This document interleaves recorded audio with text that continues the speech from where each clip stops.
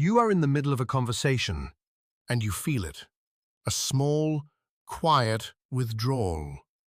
The other person is still talking, but somewhere beneath the listening, a verdict is already forming. They haven't done what you've done. They haven't looked where you've looked. You say nothing. You don't have to. That quality, controlled, certain, slightly removed, is not weakness. It is what discipline looks like from the inside when it has been running for a while. And that is precisely the problem. In a moment, I'll show you the exact point where certainty stops being a destination and becomes the walls. And by the end, the one move that actually loosens them, not through force, but through a single act of clear seeing. But to understand how you got here, you need to go back to the moment something first cracked open. You remember the moment? A book you couldn't put down, a conversation that exposed something you'd been quietly avoiding. Or maybe just a still morning when you looked at your own life and felt the word enough rise in your chest. Something cracked open, and in that crack, a new self began to take shape. More intentional, more disciplined, more certain about who it wanted to become. That moment felt sacred. It probably still does. But look carefully at what came right after it. Notice how the new self, this better version of you, slowly began to develop an edge, a certainty that felt less like clarity and more like armor, something a little harder than hope. In Jungian psychology, there is an inner force that activates at exactly that moment. It moves when the psyche genuinely hungers for meaning and direction.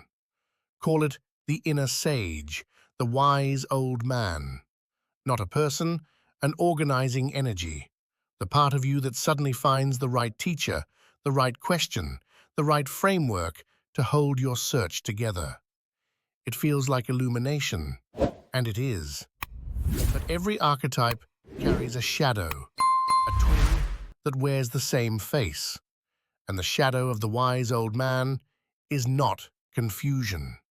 It is not weakness or ignorance. The shadow is something far more dangerous because it is harder to name. It is the tyrant. And to understand what that means, you need to see exactly what it looks like from the inside. Here is how you recognize it. You begin to notice, with a quiet impatience, how little work the people around you seem to be doing. They haven't read what you've read. They haven't faced what you've faced. Your discipline becomes a private scorecard. Your practice, your study, your habits, they stop being things you return to for peace and start being evidence of who you are. The path becomes a measuring stick. And when someone doesn't measure up, including an earlier version of yourself, something close to contempt rises. That is the tell. When growth produces contempt instead of compassion, something in you has quietly flipped. The tyrant does not announce itself as cruelty. It announces itself as clarity. That disguise is what makes it so difficult to catch. Jung called this inflation. Not ordinary arrogance, something more specific and more subtle. When the ego begins to identify with an archetype rather than relate to it, the ego swells beyond its own natural size. You stop feeling like someone doing the work. You start feeling like you have become the work. The path is no longer a practice. It becomes a fortress, an identity so solid that anything which challenges it feels like an attack rather than an invitation. The person who once moved through ideas with curiosity now defends a position. The flexible, searching self that cracked open at the beginning of the journey has straightened into something far harder to reach and something far harder to move. And that raises the only question worth asking at this point. What do you actually do when you see it in yourself? Here is the objection, and it deserves a full and honest answer. Real transformation is not soft. It requires standards. It requires holding yourself to account even when it is uncomfortable, even when every feeling in you wants to rest.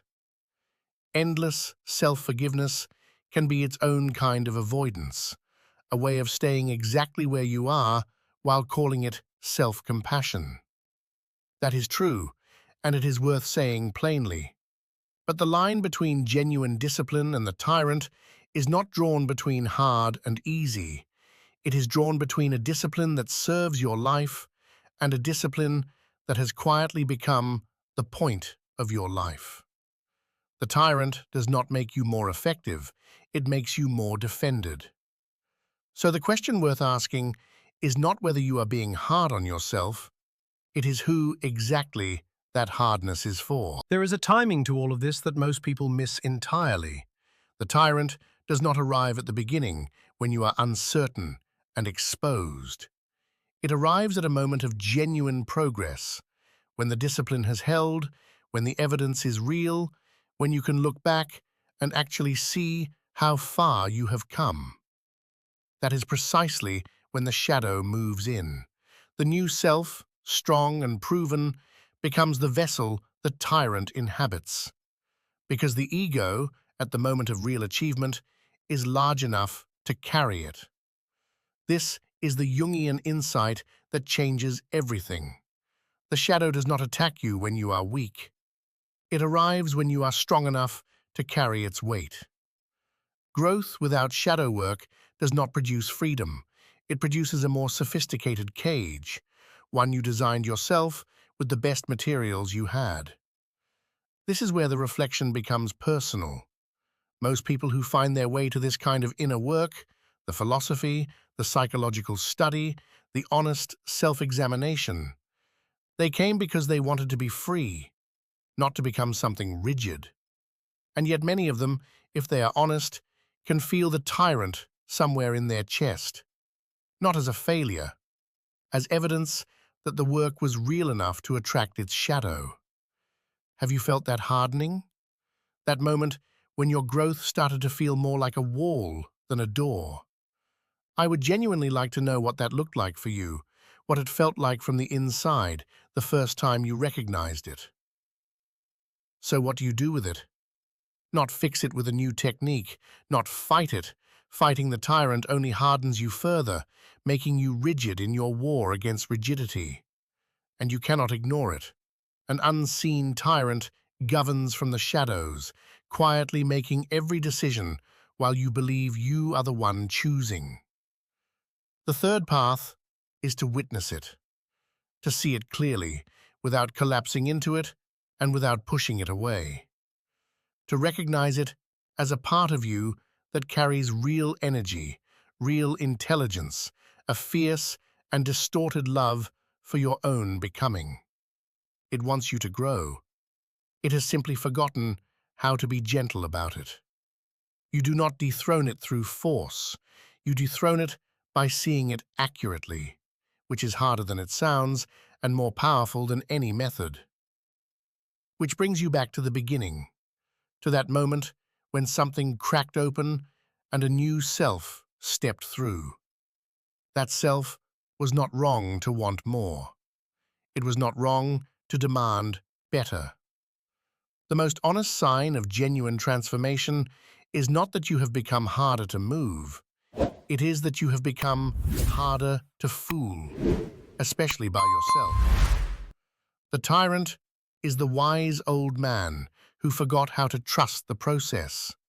Somewhere inside its rigidity is wisdom that has not yet learned how to be gentle. The question that remains, the one worth sitting with long after this video ends, is not whether you carry a tyrant.